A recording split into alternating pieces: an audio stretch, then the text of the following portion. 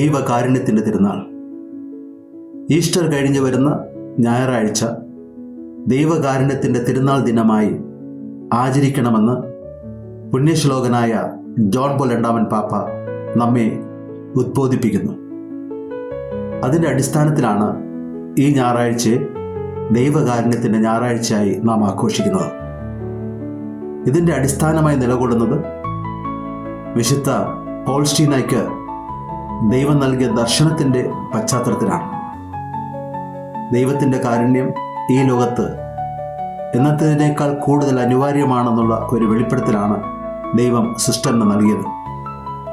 പാപം അധികരിച്ച് വാഴുന്നിടത്ത് ദൈവത്തിൻ്റെ കരുണ അതിലുപരിയായി നിറഞ്ഞു കവിയുമെന്നുള്ള പൗലോസ്ലീഹായുടെ ആഹ്വാനം ഇതിൻ്റെ പിന്നിൽ നമുക്ക് പ്രചോദനമാകുന്നു.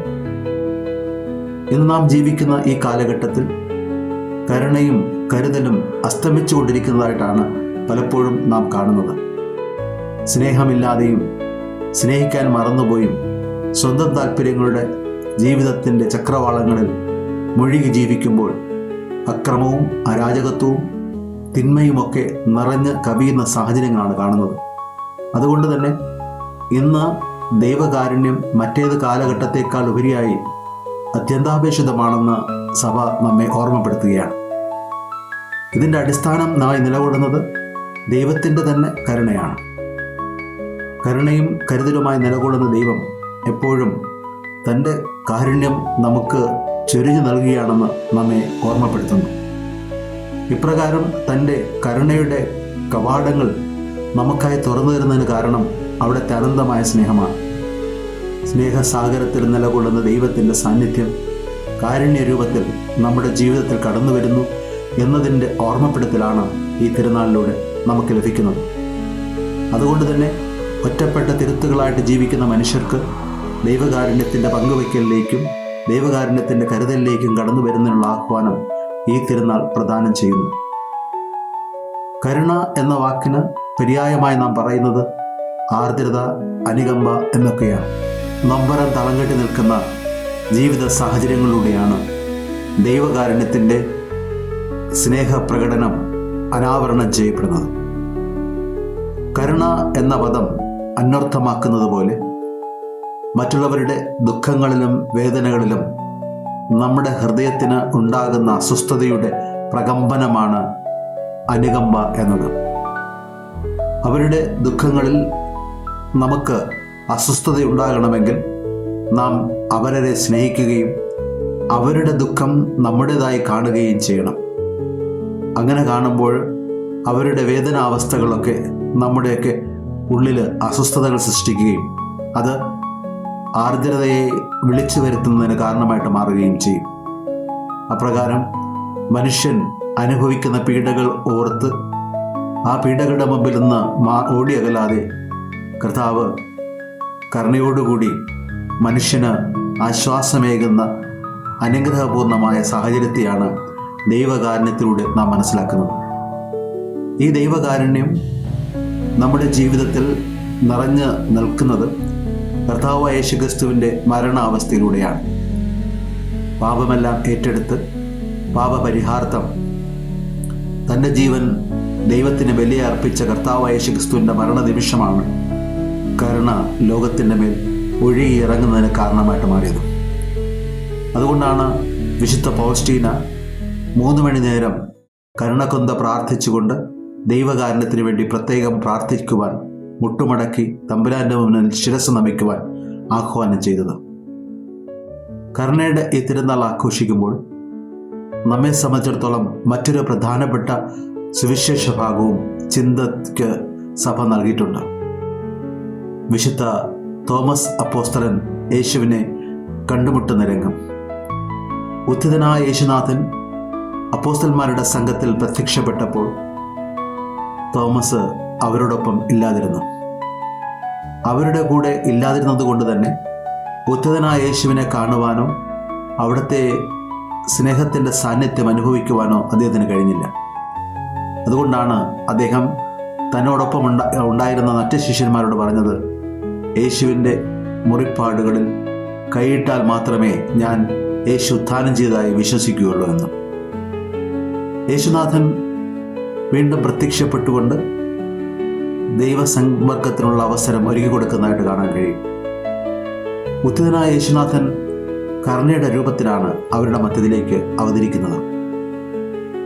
അവർ ചെയ്ത കാര്യങ്ങളെക്കുറിച്ചോ ദൈവവചനം മനസ്സിലാക്കാത്തതിനെക്കുറിച്ചോ അവരിൽ നിന്ന് ഓടി അകന്നതിനെക്കുറിച്ചോ ഒന്നും ആകുലപ്പെടാതെ കരുണയോടുകൂടി അവർക്ക് മധ്യത്തിൽ പ്രത്യക്ഷപ്പെട്ടുകൊണ്ട് അവരോട് സ്നേഹ സൗഹൃദ സംഭാഷണം നടത്തുന്ന കർത്താവിനെ നാം കാണുന്നു. അവിടുത്തെ സമീപനം തികച്ചും കരുണാർദ്രമാണ്.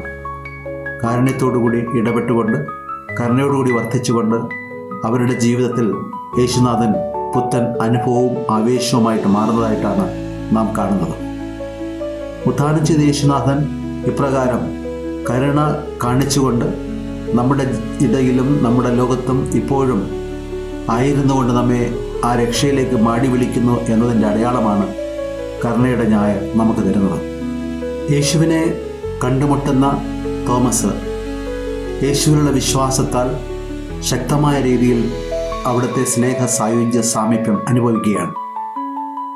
ഒരു വ്യക്തിയെ സംബന്ധിച്ചിടത്തോളം വിശ്വാസം എന്നത് നിരന്തരം കാണുന്നത് ഒന്നല്ല, മറിച്ച് കാണാത്ത ഒന്നിനെ ഉള്ളിൻ്റെ ഉള്ളിൽ അനുഭവിക്കുന്ന ഒന്നാണ്. ദൈവത്തെ ഒരുപക്ഷെ നമുക്ക് നിരന്തരം കാണുവാൻ സാധിച്ചു എന്ന് വരികയില്ല. വിശ്വാസത്തിൻ്റെ കണ്ണുകൊണ്ടും വചനത്തിലും വിശുദ്ധ കുർബാനയിലുമുള്ള അവിടുത്തെ സാന്നിധ്യത്തിലൂടെയും ഒക്കെ നമുക്ക് അവിടുത്തെ കാണുവാൻ കഴിയുന്നു. എന്നാൽ ഈ കാഴ്ച എന്ന് പറയുന്നത് വിശ്വാസത്തിലൂടെ രൂപപ്പെടുന്ന ഒന്നാണ്, നഗ്ന നേത്രങ്ങൾ കൊണ്ട് കാണുന്ന ഒന്നല്ല. ഈ വിശ്വാസം നമ്മുടെ ഓരോരുത്തരുടെയും ജീവിതത്തിൽ ആഴപ്പെടുവാൻ ഉതകുന്ന രീതിയിൽ തീക്ഷ്ണമായ വിശ്വാസവും ജീവിക്കുന്ന ദൈവം എന്നോടൊപ്പമുണ്ടെന്നുള്ള തിരിച്ചറിവും നാം സ്വന്തമാക്കേണ്ടതുണ്ട്. കർത്താവായ യേശുക്രിസ്തു തോമസ് അപ്പോസ്തലനോട് പറഞ്ഞത് വളരെ അർത്ഥവത്തായ ഒരു കാര്യമാണ്. വിശ്വാസം എന്നത് നേരിൽ കണ്ടുകൊണ്ടുള്ള ഒന്ന് എന്നതിനേക്കാളുപരി നാം വിശ്വസിക്കുന്ന വ്യക്തി ഇപ്പോഴും തുണയും സഹായവുമായി എപ്പോഴും ഉണ്ട് എന്നുള്ള ഒരു തിരിച്ചറിവുമാണ്. അവിടെ നഗ്ന നേത്രങ്ങൾ കൊണ്ടുള്ള കാഴ്ചപ്പാട് ആവശ്യമില്ല, വിശ്വാസം കൊണ്ടുള്ള കാഴ്ചയാണ് അവിടെ അനിവാര്യമായിട്ടുള്ളത്.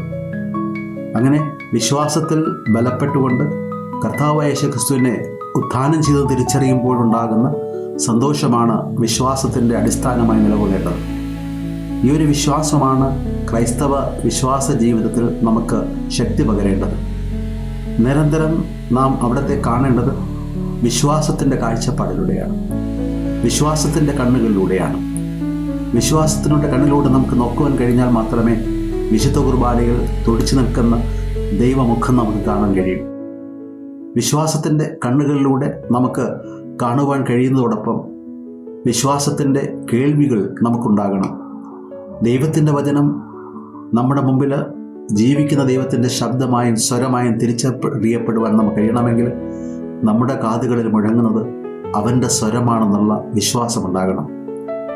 ഇവിടെ വ്യക്തിയെ ഒരുപക്ഷെ നാം കണ്ടില്ല എന്നിരിക്കും, സംസാരിക്കുന്ന വ്യക്തിയുടെ സ്വരം മാത്രമേ നാം കേൾക്കുന്നു എന്ന് വരാം. അപ്പോഴും അവൻ സംസാരിക്കുന്നു, അവൻ എൻ്റെ കൺമുമ്പിൽ എന്നോടൊപ്പമുണ്ട് എന്നുള്ള വിശ്വാസമാണ് അവൻ്റെ ജീവിതത്തിൻ്റെ ബലവും ശക്തിയും. ഇപ്രകാരം നമ്മുടെ മുമ്പിൽ ഒരുപക്ഷെ കാണാൻ നിൽക്കുകയും എന്നാൽ ഒപ്പമുണ്ടായിരിക്കുകയും ചെയ്യുന്ന ദൈവസാന്നിധ്യത്തിന് തിരിച്ചറിവാണ് വിശുദ്ധ തോമസ് അപ്പോസ്തലൻ നമുക്ക് നൽകുന്ന മറ്റൊരു കാഴ്ചപ്പാട്. ഈ ഒരു കാഴ്ചപ്പാടിലൂടെ ദൈവത്തെ നാം കണ്ടു കഴിയുമ്പോൾ പിന്നെ ഉണ്ടാകുന്ന പ്രത്യുത്തരമാണ് ഏറെ അർത്ഥവത്താകുന്നത്. എൻ്റെ കർത്താവേ, എൻ്റെ ദൈവമേ എന്ന് വിളിച്ചുകൊണ്ട് കർത്താവായ യേശുക്രിസ്തുവിനെ അഭിസംബോധന ചെയ്യുന്ന തോമസിൻ്റെ ചിത്രം നമ്മൾ കാണുകയാണ്. വിശ്വാസത്തോടുകൂടി അവിടുത്തെ കാരുണ്യത്തിൻ്റെ തികവിൽ നിന്നുകൊണ്ട് അവിടുത്തെ തിരിച്ചറിയുമ്പോൾ എല്ലാം മറന്ന് നീ എൻ്റെ കർത്താവാണ്, നാഥനാണ് എന്ന് പറയുവാൻ കഴിയുന്നു. ഓരോ ക്രൈസ്തവനെ സംബന്ധിച്ചിടത്തോളം ക്രിസ്തു അവൻ്റെ ജീവിതത്തിൽ നിറഞ്ഞു നിൽക്കുന്ന നാഥനാണ്. നാഥൻ്റെ സ്വരം ഇമ്പമായും നാഥൻ്റെ കാഴ്ച അനുഗ്രഹമായും ജീവിതത്തിൽ മാറ്റിമറിയുന്നതായിട്ടാണ് ഇവിടെ തോമസ് അപ്പോസ്തലൻ്റെ ജീവിതത്തിൽ നാം കാണുന്നത്. ഒരുപക്ഷെ ക്രൈസ്തവ ജീവിതവും വിളിക്കപ്പെട്ടിരിക്കുന്നത് അപ്രകാരം ഒരു കാഴ്ചപ്പാട് സ്വന്തമാക്കുവാൻ വേണ്ടിയാണ്. അങ്ങനെ യേശുവിനെ കാണുന്ന കാഴ്ചപ്പാടുണ്ട് എങ്കിൽ നമുക്ക് അവിടുന്ന് ദൈവമായി മാറും. ഈ കാഴ്ചപ്പാടില്ലാതെ വരുമ്പോൾ അവൻ അന്യനായി മാറും. ദൈവം എൻ്റെ സ്വന്തമായി എൻ്റെ നാഥനായി തീരുവാൻ ഉതകുന്ന രീതിയിൽ അവിടുത്തെ കാണുവാനും കേൾക്കുവാനും കഴിയുന്ന കരുണയുടെ ഒരു മന്ത്രണം ജീവിതത്തിലാകമാനം നിറയ്ക്കുവാൻ വേണ്ടിയാണ് ദൈവകാരുണ്യത്തിന് തിരുനാൾ നമ്മെ ആഹ്വാനം ചെയ്യുന്നത്. കരുണയുടെ തിരുനാൾ ആഘോഷിക്കുന്ന ഈ ദിവസം ഈ കാരുണ്യം, ദൈവത്തിൻ്റെ വലിയ കാരുണ്യത്തിന് വേണ്ടി പ്രാർത്ഥിക്കുവാൻ നമ്മെ ആഹ്വാനം ചെയ്യുന്നു. ഇന്നത്തെ ജീവിത സാഹചര്യങ്ങളിലും ജീവിത മേഖലകളിലും ദൈവത്തിൻ്റെ കാരുണ്യം ശക്തമായ ആവശ്യമാണെന്ന് തിരിച്ചറിഞ്ഞുകൊണ്ട് ആ കാരുണ്യത്തിന് വേണ്ടി മുട്ടിപ്പായിട്ട് പ്രാർത്ഥിക്കുവാൻ സഭ നമ്മെ ക്ഷണിക്കുകയാണ്. അങ്ങനെ നമുക്ക് നിരന്തരം കാരുണ്യത്തിന് വേണ്ടി പ്രാർത്ഥിക്കുവാൻ കഴിയുമ്പോഴാണ് കരുണയുടെ പാലങ്ങളും കരുണയുടെ സ്നേഹസാഗരങ്ങളും തീർക്കുവാൻ നമുക്ക് കഴിയുന്നത്. അതുതന്നെയാണ് ക്രൈസ്തവ ജീവിതത്തെ ഈ കാലഘട്ടത്തിൽ അനർത്ഥമാക്കുന്നത് എന്ന് നാം തിരിച്ചറിയേണ്ടിയിരിക്കുന്നു.